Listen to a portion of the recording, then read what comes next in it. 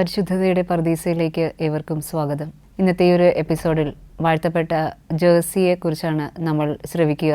Communist നിരീശ്വരവാദത്തിനെതിരെ പോരാടി ദൈവവിശ്വാസത്തിന് വേണ്ടിയിട്ട് ശബ്ദമുയർത്തിയ ഒരു ധീരനായ ഒരു വൈദികനായിരുന്നു വാഴ്ത്തപ്പെട്ട ജേഴ്സി. അദ്ദേഹം ജനിച്ചത് 1947 സെപ്റ്റംബർ 14 പോളണ്ടിലായിരുന്നു. തൻ്റെ മാതാപിതാക്കളുടെ 5 മക്കളിൽ മൂന്നാമനായിരുന്നു ജേഴ്സി.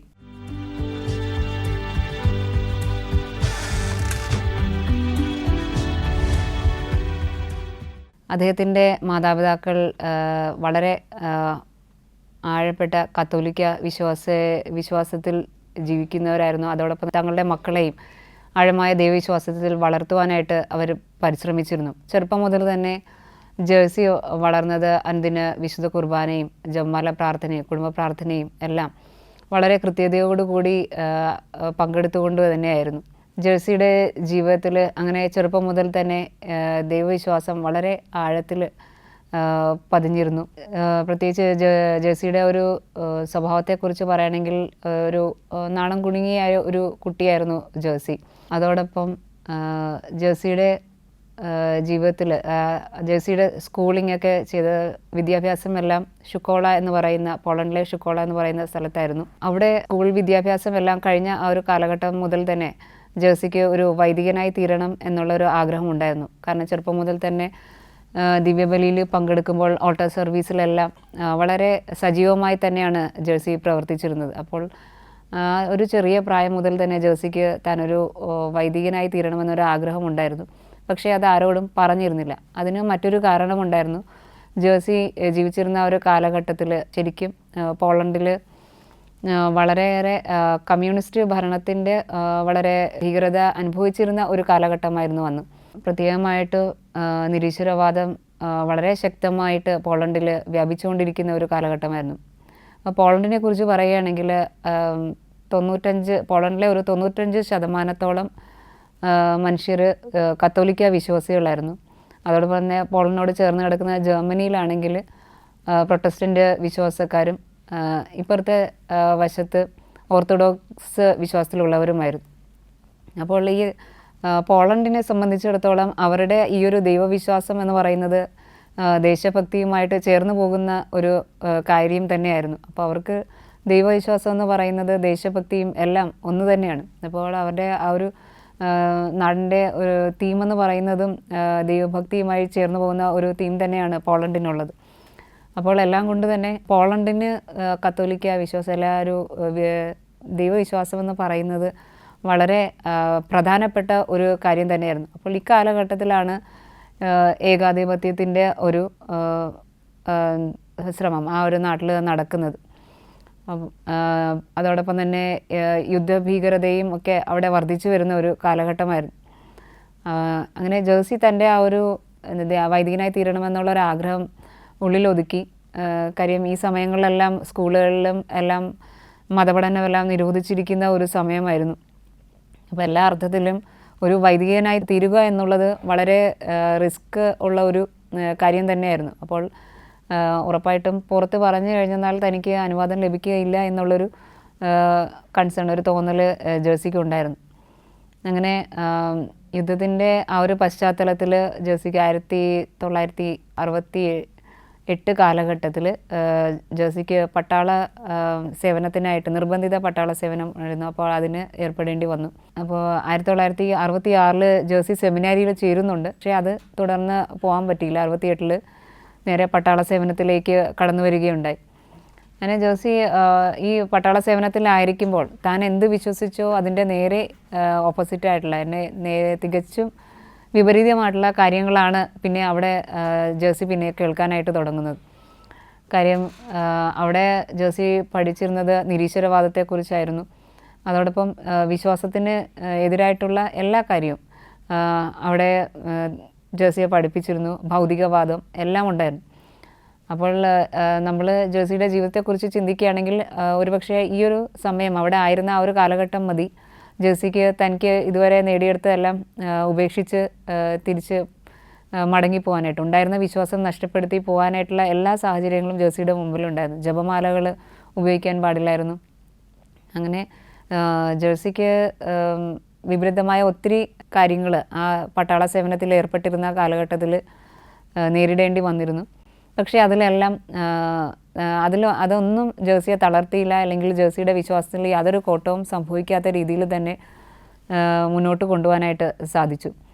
അങ്ങനെ 1972 ജേഴ്സി വീണ്ടും വൈദിക പഠനത്തിന് ചേരുകയും വൈദികനായി തീരുകയും ചെയ്യുന്നു. അങ്ങനെ ജേഴ്സി ഈ ഒരു വൈദിക പട്ടം സ്വീകരിച്ച സമയത്ത് ജേഴ്സി ഒരു തീരുമാനമെടുത്തു. ഞാൻ ഒരിക്കലും മേടയിലിരുന്ന് വിശ്രമിക്കുന്ന ഒരു വൈദികനായി തീരില്ല എന്നുള്ളത്.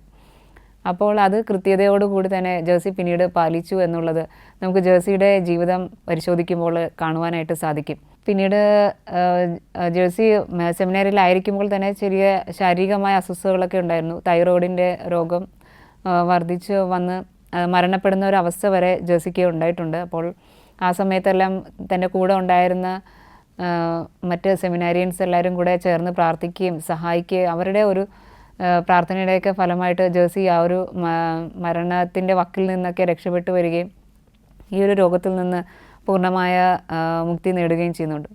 എന്നിരുന്നാലും പിന്നീട് മറ്റ് ശാരീരിക അസ്വസ്ഥതകളൊക്കെ ജേഴ്സി അലട്ടിയിരുന്നു. അപ്പോൾ അതുകൊണ്ട് തന്നെ ജേഴ്സി വൈദികനായി തീർന്ന ശേഷം പ്രധാനപ്പെട്ട ഒരു റോള് ഒരു ഇടവകയിലും എടുത്തിരുന്നില്ല. 2 വർഷക്കാലം ഒരു ഇടവകയിൽ സേവനം അനുഷ്ഠിച്ചു. അതിനുശേഷം വീണ്ടും രോഗാവസ്ഥയിലായി. അങ്ങനെ ഈ ഒരു സമയത്താണ് ബിഷപ്പ് ഇദ്ദേഹത്തിനെ മെഡിക്കൽ വിദ്യാർത്ഥികളുടെ ചാപ്ലൈനായിട്ട് അവരുടെ ഉത്തരവാദിത്തം ചെയ്യുവാനായിട്ട് അദ്ദേഹത്തെ ഏൽപ്പിക്കുന്നത്. അങ്ങനെ ജേഴ്സി വളരെ സന്തോഷപൂർവ്വം തൻ്റെ ആ ഒരു പുതിയൊരു റെസ്പോൺസിബിലിറ്റി ഏറ്റെടുക്കുകയാണ്. ജേഴ്സിയെക്കുറിച്ച് പറയുകയാണെങ്കിൽ അദ്ദേഹത്തിൻ്റെ പ്രസംഗങ്ങൾ, അദ്ദേഹത്തിൻ്റെ പെരുമാറ്റം, മറ്റുള്ളവരുമായുള്ള ഇടപെടലുകൾ കൊണ്ട് തന്നെ ജേഴ്സിയെ എല്ലാവർക്കും വളരെയധികം ഇഷ്ടമായിരുന്നു. ഏവർക്കും പ്രിയങ്കരനായൊരു വ്യക്തിയായി തീർന്നു ജേഴ്സി. അങ്ങനെ വളരെ പോപ്പുലറായിട്ടുള്ള ഒരു വൈദികനായിരുന്നു ജേഴ്സി. അങ്ങനെ മെഡിക്കൽ വിദ്യാർത്ഥികളുടെ ഈ ഒരു സേവനത്തിലായിരിക്കുമ്പോൾ അദ്ദേഹം അവരുടെ ആവശ്യങ്ങളെല്ലാം വളരെ കൃത്യതയോടുകൂടി തന്നെ പാലിച്ചു വന്നു. അവരുടെ ആത്മീയ ആവശ്യങ്ങൾ, അതായത് അവർക്ക് വേണ്ടിയിട്ട് ദിവ്യബലി അർപ്പിക്കുക, അവർക്ക് വേണ്ടി പ്രാർത്ഥിക്കുക, അതോടൊപ്പം അവരുടെ പ്രൊഫഷണൽ എത്തിക്സിനെ കുറിച്ച് അവർക്ക് ക്ലാസ്സുകൾ നൽകുക, അങ്ങനെ ഇത്തരം കാര്യങ്ങളെല്ലാം ജേഴ്സി വളരെ കൃത്യതയോടുകൂടി തന്നെ പാലിക്കുകയും മെഡിക്കൽ വിദ്യാർത്ഥികൾക്ക് ഏറെ പ്രിയപ്പെട്ട ഒരു ചാപ്ലൈനായി തീരുകയും ചെയ്തു ജേഴ്സി.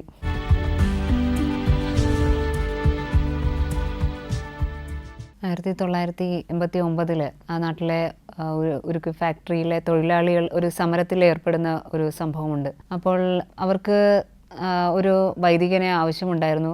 അവർക്ക് വേണ്ടിയിട്ട് ദിവ്യബലി അർപ്പിക്കുവാനായിട്ട് ഒരു വൈദികൻ അവർക്ക് ആവശ്യമായിരുന്നു. അങ്ങനെ ഈ ഒരു കാര്യം അവർ സമരത്തിലായിരിക്കുന്നവർ ബിഷപ്പിനെ അറിയിക്കുന്നുണ്ട്. അങ്ങനെ ബിഷപ്പ് അതിനെ തുടർന്ന് ജേഴ്സി അച്ഛനെ അവർക്കായിട്ട് പിന്നീട് നിയമിക്കുകയാണ്. നമ്മൾ നേരത്തെ കണ്ടു പോളണ്ടിലുള്ള അവരുടെ ഒരു വിശ്വാസം എന്ന് പറയുന്നത് ആ ജനതയുടെ കൂടുതലും കത്തോലിക്ക വിശ്വാസികൾ തന്നെയാണ്. അപ്പോൾ അവർ അത്രത്തോളം പ്രാധാന്യത്തോടു കൂടിയാണ് ദിവ്യബലികളെല്ലാം കണ്ടിരുന്നത്. അപ്പോൾ ഈ സമരത്തിലായിരുന്ന സമയത്തിൽ ആ ഒരു സമയത്ത് പോലും അവർ വിശുദ്ധ കുർബാനയ്ക്ക് അവർ അത്രത്തോളം പ്രാധാന്യം നൽകിയിരുന്നു. അങ്ങനെ അവരുടെ ഒരു അഭ്യർത്ഥന മാനിച്ച് അവർക്ക് ജേഴ്സി അച്ഛനെ ലഭിക്കുകയാണ്. അങ്ങനെ അച്ഛൻ അവർക്ക് വേണ്ടിയിട്ട് അനുദിനം ദിവ്യബലി അർപ്പിക്കുകയും അവരുടെ കുമ്പസാരങ്ങൾ കേൾക്കുകയും അതോടൊപ്പം തന്നെ വിവാഹം ആശീർവദിക്കാത്ത വിവാഹങ്ങളൊക്കെ ഉണ്ടായിരുന്നു അവരുടെ ഇടയിൽ. അങ്ങനെ ആ വിവാഹങ്ങൾ ഒക്കെ ആശീർവദിച്ച് നൽകുവാനായിട്ട് അങ്ങനെ അവരുടെ ആവശ്യങ്ങളൊക്കെ കണ്ടറിഞ്ഞ് അവരിലേക്ക് ഇറങ്ങിച്ചെന്ന് പ്രവർത്തിക്കാനൊക്കെ ആയിട്ട് ജേഴ്സി അച്ഛൻ പ്രത്യേകം ശ്രദ്ധിച്ചിരുന്നു. പിന്നെ സെമിനാരിയിലായിരുന്നപ്പോഴാണെങ്കിലും ജേഴ്സി അച്ഛൻ എന്ന് പറയുന്ന വളരെ ഒരു ആവറേജ് പെർഫോമറായിരുന്നു. അത്രത്തോളം ഒരു ഭയങ്കര മികവുള്ള ഒരു വ്യക്തിയാണെന്ന് നമുക്ക് പറയാനായിട്ട് സാധിക്കുകയില്ല. പക്ഷേ ആ വൈദിക പട്ടം സ്വീകരിച്ചതിൽ പിന്നെ ദൈവം ജേഴ്സി അച്ഛനെ വളരെ വ്യത്യസ്തമായൊരു രീതിയിലാണ് പിന്നീട് എടുത്ത് ഉപയോഗിക്കുന്നത് നമുക്ക് കാണാനായിട്ട് സാധിക്കുക. ആ ഒരു നാടിൻ്റെ ആവശ്യം എന്താണോ അത് അറിഞ്ഞുകൊണ്ട് തന്നെ വളരെ സമാധാനപരമായ മാർഗത്തിലൂടെ അദ്ദേഹം അതിനെയെല്ലാം ഏറ്റവും തീക്ഷ്ണതയോടുകൂടിയും കൃത്യതയോടുകൂടിയും നേരിട്ടു എന്നുള്ളതാണ്. അപ്പോൾ അന്നത്തെ കാലഘട്ടത്തിൽ നമ്മൾ കണ്ടു ആ പോളണ്ടിൽ ഏകാധിപത്യ ഭരണമാണ് അവിടെ നടക്കുക. അപ്പോൾ പലപ്പോഴും ജനങ്ങളുടെ ആവശ്യങ്ങളൊന്നും നിറവേറ്റപ്പെടുന്നില്ല. അങ്ങനെ എല്ലാം കൊണ്ടും അവർ ഞെരുക്കപ്പെടുന്ന ഒരു അവസ്ഥയായിരുന്നു അവിടെ ഉണ്ടായിരുന്നത്. അപ്പോൾ ഇതിനെല്ലാം എതിരായിട്ട് ശബ്ദമുയർത്താനായിട്ട് ജേഴ്സി അച്ഛൻ പ്രത്യേകമായിട്ട് പരിശ്രമിച്ചു. അതിനു വേണ്ടിയിട്ട് നിൽക്കുന്നവരുടെ കൂടെ ചേർന്ന് നിന്ന് പ്രവർത്തിക്കുവാനായിട്ട് അദ്ദേഹം പരിശ്രമിച്ചു. അപ്പോൾ ഈ ഒരു സമയത്ത് അവിടെ 1981 സോളിഡാരിറ്റിയുടെ പ്രവർത്തനങ്ങളുമായിട്ട് ചേർന്ന് പ്രവർത്തിക്കുവാനായിട്ട് അദ്ദേഹം ആരംഭിച്ചു. അങ്ങനെ ഏകാധിപത്യ ഭരണത്തിനെതിരായിട്ട് പ്രവർത്തിക്കാനായിട്ടും അതോടൊപ്പം മെഡിക്കൽ വിദ്യാർത്ഥികളിലെ ആവശ്യങ്ങൾ നിറവേറ്റുന്നതിന് വേണ്ടിയിട്ടുള്ള കാര്യങ്ങൾ അതൊക്കെ നിറവേറ്റുന്നതിന് വേണ്ടിയിട്ട് അതിനെതിരായിട്ട് സമരം ചെയ്യുവാനായിട്ടൊക്കെ അതിനെതിരെ ശബ്ദമുയർത്തുവാനൊക്കെ ആയിട്ട് അദ്ദേഹം ഇവരോട് ചേർന്ന് നിന്നുകൊണ്ട് പ്രവർത്തിക്കുവാനായിട്ടൊക്കെ തുടങ്ങി. ഇതിനുശേഷം ആ നാട്ടിൽ അവിടെ പട്ടാള ഭരണം വരികയാണ്. അതിന് ഈ പട്ടാള ഭരണം വന്ന ശേഷം ജേഴ്സി അച്ഛൻ്റെ പ്രസംഗങ്ങളൊക്കെ വളരെയധികം പ്രശസ്തമാണ്. അപ്പോൾ ഇതിന് ശേഷം അച്ഛൻ്റെ പ്രസംഗങ്ങൾ അച്ഛനെ വളരെ കൃത്യതയോടുകൂടി തന്നെ രഹസ്യ പോലീസ് നിരീക്ഷിക്കുവാനായിട്ട് തുടങ്ങി. അങ്ങനെ അച്ഛൻ്റെ ഓരോ കാര്യങ്ങൾ എന്തെങ്കിലും കുറ്റം കണ്ടുപിടിച്ച് അദ്ദേഹത്തെ അറസ്റ്റ് ചെയ്യാനായിട്ടൊക്കെ പല തവണ പരിശ്രമങ്ങളൊക്കെ നടന്നു. അങ്ങനെ ഒത്തിരി സംഭവങ്ങൾ ജേഴ്സി അച്ഛൻ്റെ ജീവന് തന്നെ ഭീഷണിയാകുന്ന രീതിയിലുള്ള അനുഭവങ്ങൾ പിന്നീട് തുടർന്ന് അദ്ദേഹത്തിൻ്റെ ജീവിതത്തിൽ ഉണ്ടാവുകയാണ്.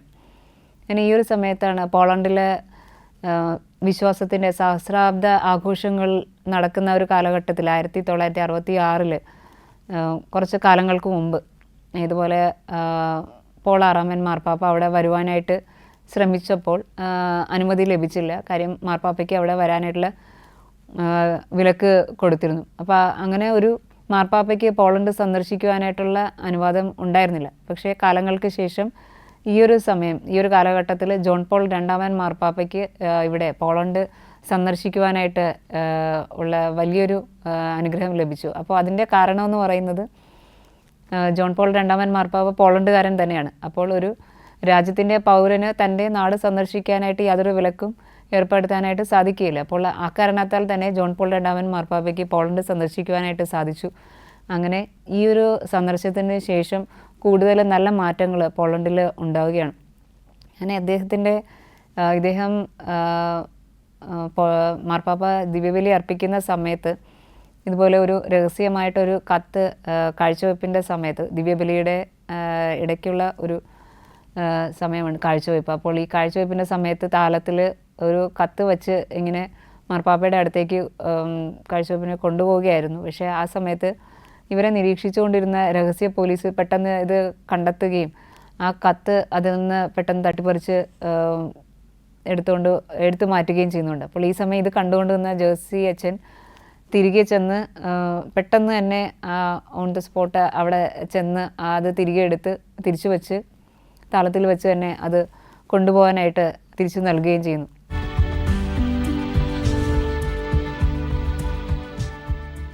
ജേഴ്സി അച്ഛൻ തൻ്റെ ജീവിതത്തിലൂടെ കാണിച്ചു തരുന്നത് അദ്ദേഹത്തിൻ്റെ ഒരു ധീരതയാണ്.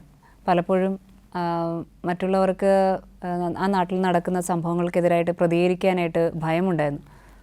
അപ്പോൾ പക്ഷേ ജേഴ്സി അച്ഛന് യാതൊരു ഭയവും കാണിച്ചിരുന്നില്ല. ആ നാട്ടിലെ നിലനിന്നിരുന്ന ആ ഒരു രാഷ്ട്രീയ ഭരണത്തിനെതിരായും ഏകാധിപത്യത്തിനെതിരായിട്ടൊക്കെ ശബ്ദമുയർത്താനായിട്ട് ജേഴ്സി അച്ഛൻ വളരെ ധീരതയോടുകൂടി തന്നെ മുന്നോട്ട് വന്നു. അപ്പോൾ അദ്ദേഹത്തിൻ്റെ അതോടൊപ്പം തന്നെ പാവങ്ങളോട് പക്ഷം ചേർന്നുകൊണ്ട് ജീവിക്കുവാനായിട്ട് അവരുടെ ആവശ്യങ്ങൾ നിറവേറ്റുവാനായിട്ട് അവർക്ക് വേണ്ടിയിട്ട് ശബ്ദമുയർത്തുവാനൊക്കെ ആയിട്ട് ജേഴ്സി അച്ഛന് യാതൊരു ഭയവും ഉണ്ടായിരുന്നില്ല. പക്ഷേ ഇങ്ങനെ പ്രസംഗങ്ങളൊക്കെ പറയുമെങ്കിലും മറ്റൊരു രീതിയിലും അക്രമാസക്തമായ യാതൊരു പ്രവൃത്തികളും അദ്ദേഹം ചെയ്തിരുന്നില്ല. ഇതിനൊക്കെ എല്ലാത്തിനും പ്രാർത്ഥനയാണ് ഏറ്റവും പ്രധാനമെന്നുള്ള കാര്യം അദ്ദേഹം തിരിച്ചറിഞ്ഞിരുന്നു. അങ്ങനെ കോസ്ക വികാരിയായിരുന്ന ഒരു വൈദികൻ ഇങ്ങനൊരു കാര്യം അന്ന് കൊണ്ടുവന്നു. ഈ ഒരു നിയോഗത്തിന് വേണ്ടിയിട്ട് ആ നാടിൻ്റെ നന്മയ്ക്ക് വേണ്ടിയിട്ട് അതിന് വേണ്ടിയിട്ട് ഒരു ദിവ്യബലി അർപ്പിച്ച് നമുക്ക് പ്രാർത്ഥിക്കാമെന്നുള്ള ഒരു തീരുമാനത്തിലേക്ക് വന്നു. ആ കാലഘട്ടത്തിൽ മതപരമായ ആചാരങ്ങൾക്കെല്ലാം വിലക്കുകളുണ്ടായിരുന്നു. അപ്പോൾ വിശുദ്ധ കുർബാനകൾ ആരംഭിക്കുകയും അവസാനിക്കുകയും ചെയ്തിരുന്നതെല്ലാം ദേശഭക്തി ഗാനത്തോടെയൊക്കെ ആയിരുന്നു. അതോടൊപ്പം തന്നെ ഇവരുടെ ഈ പ്രാർത്ഥന ശുശ്രൂഷകളെല്ലാം തന്നെ രഹസ്യ പോലീസുകൾ നിരീക്ഷിച്ചിരുന്നു. അങ്ങനെ ജേഴ്സി അച്ഛന് എല്ലാ വിധത്തിലും വളരെയധികം പ്രതിസന്ധികളൊക്കെ നേരിടേണ്ടി വന്നിട്ടുണ്ട്. പ്രത്യേകിച്ച് അവർ പറയുക പ്രസംഗ പീഠങ്ങൾ ദേവാലയത്തിലെ പ്രസംഗ പീഠങ്ങളെല്ലാം അദ്ദേഹം രാഷ്ട്രീയ കാര്യങ്ങൾക്കായിട്ട് ഉപയോഗിക്കുന്നു എന്നുള്ള ആരോപണങ്ങളൊക്കെ കൊണ്ടുവന്നു. പല അവസരങ്ങളിലും അദ്ദേഹത്തിൻ്റെ മേട ആക്രമിക്കപ്പെട്ടു. പിന്നെ ഒരിക്കൽ ഇതുപോലെ കാർ അപകടത്തിൽ പെടുത്താനൊക്കെ ആയിട്ട് പരിശ്രമിച്ചു. എന്നെ അറസ്റ്റ് ചെയ്യാനായിട്ട് നോക്കി. അങ്ങനെ പല അവസരങ്ങളിലും ജോസി അച്ഛൻ്റെ പ്രസംഗങ്ങൾ ജനങ്ങളിലേക്ക് എത്തുന്നു, അവരെ അതിലേക്ക് ആകർഷിക്കുന്നു എന്നൊക്കെ കണ്ടു കഴിഞ്ഞപ്പോൾ പല ആരോപണങ്ങളും നടത്തി അദ്ദേഹത്തെ അറസ്റ്റ് ചെയ്യാനായിട്ടൊക്കെ പരിശ്രമങ്ങൾ അവിടെ ഉണ്ടായിരുന്നു. പക്ഷേ അതിനൊന്നും മതിയായ തെളിവുകളില്ലാത്തത് കൊണ്ട് തന്നെ അദ്ദേഹത്തെ വെറുതെ വരേണ്ട അവസ്ഥയാണ് ഇവർക്കുണ്ടായിരുന്നത്. അങ്ങനെ ഇപ്പോൾ ഈ കാലഘട്ടത്തിൽ നടത്തിയിരുന്ന ആ ദിവ്യബലികൾ, അതിൽ ഏകദേശം 10,000 മുതൽ 20,000 പേർ വരെ അതിൽ പങ്കെടുത്തിരുന്നു എന്നാണ് പറയുക. അങ്ങനെ ഈ ദിവ്യബലികളിലെല്ലാം എപ്പോഴും നിരീക്ഷണങ്ങൾ, രഹസ്യ പോലീസിൻ്റെ നിരീക്ഷണം എപ്പോഴും ഉണ്ടായിരുന്നു.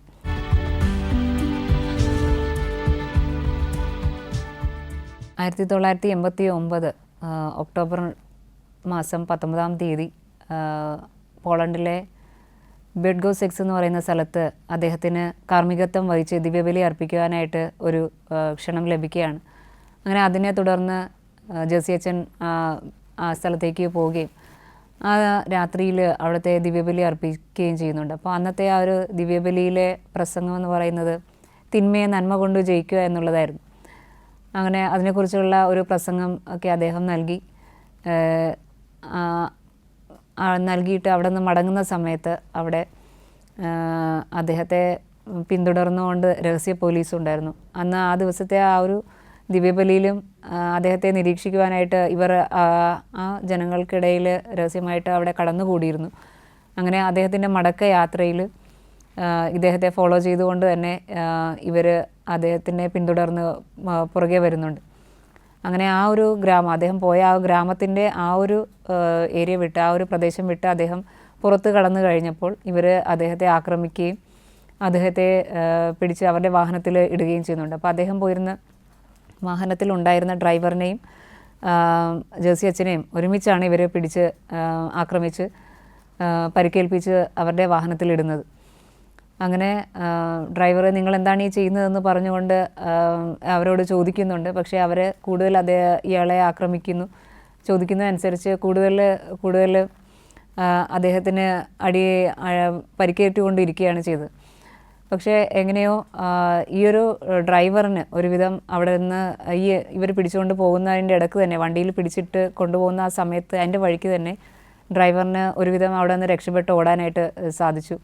അങ്ങനെ ഈ ഡ്രൈവർ വഴിയാണ് പുറം ലോകം ജോസി അച്ഛനെ തട്ടിക്കൊണ്ടുപോയ വിവരം അറിയുന്നത്. അങ്ങനെ ജോസി അച്ഛനെ ഇതുപോലെ തന്നെ, ഡ്രൈവറിനെ പോലെ തന്നെ അദ്ദേഹവും അതിനുശേഷം രക്ഷപ്പെടാനായിട്ട് പരിശ്രമിക്കുന്നുണ്ട്. അദ്ദേഹത്തിൻ്റെ ആദ്യ പരിശ്രമത്തിൽ ഇവർ അദ്ദേഹത്തിൻ്റെ തലയ്ക്കടിച്ച് പരിക്കേൽപ്പിക്കുന്നു.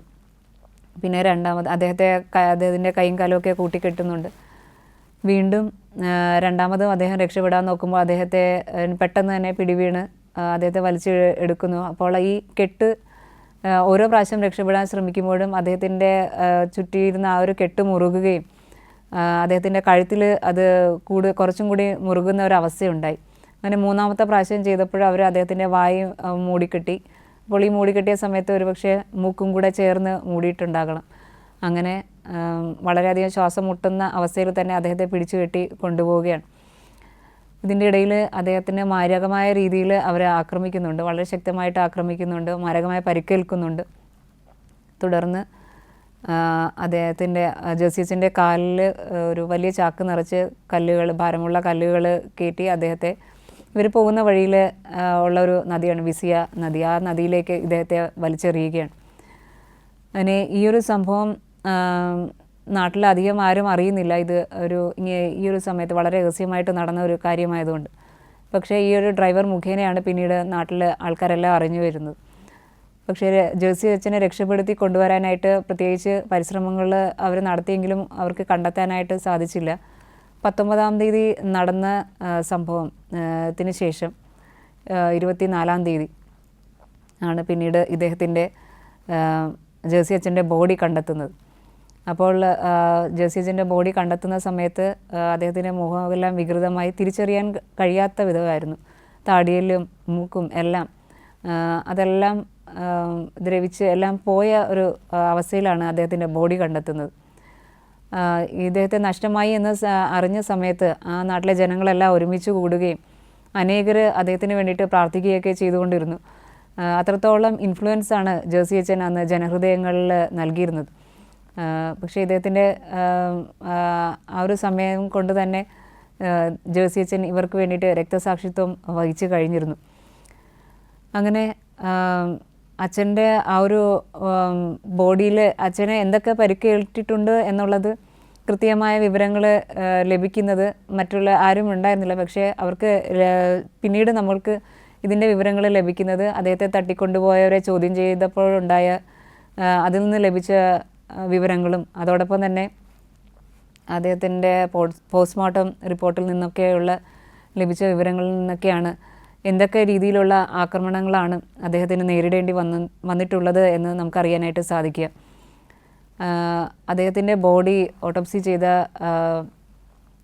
ഡോക്ടർ പറയുന്നത് ഇതുപോലെ ആന്തരിക അവയവങ്ങൾ നഷ്ടപ്പെട്ട ഒരു വ്യക്തിയുടെയും ഇത്രത്തോളം മോശമായ അവസ്ഥയിലായി തീർന്ന ഒരു ബോഡിയും ഞാൻ ഇതുവരെയും കണ്ടിട്ടില്ല എന്നാണ് പറയുക. അപ്പോൾ അത്രത്തോളം നീചമായ രീതിയിൽ അദ്ദേഹത്തിന് അവരിൽ നിന്ന് അക്രമികളിൽ നിന്ന് പരിക്കേൽക്കേണ്ടി വന്നു. വളരെയേറെ സഹനത്തിലൂടെ അദ്ദേഹത്തിന് കടന്നു വേണ്ടി വന്നിട്ടുണ്ട് എന്ന് നമുക്ക് മനസ്സിലാക്കാനായിട്ട് സാധിക്കും. അദ്ദേഹത്തിൻ്റെ ലങ്സിൽ വരെ രക്തം കെട്ടി നിൽക്കുന്ന ഒരു അവസ്ഥയിലായിരുന്നു അന്ന് ബോഡി കണ്ടെത്തുന്നത്.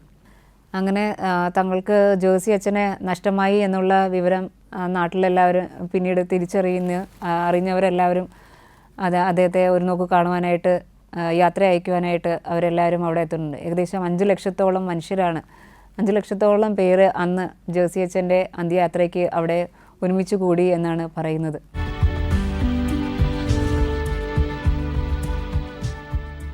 (2010) ജൂൺ 6-ാം തീയതി ഫീസ്റ്റ് ഓഫ് കോർപ്പസ് ക്രിസ്റ്റിയുടെ ദിനത്തിൽ അദ്ദേഹത്തെ വാഴ്ത്തപ്പെട്ടവരുടെ ഗണത്തിലേക്ക് ഉയർത്തി അൾത്താര വണക്കത്തിനായിട്ട് ഉയർത്തുകയുണ്ടായി.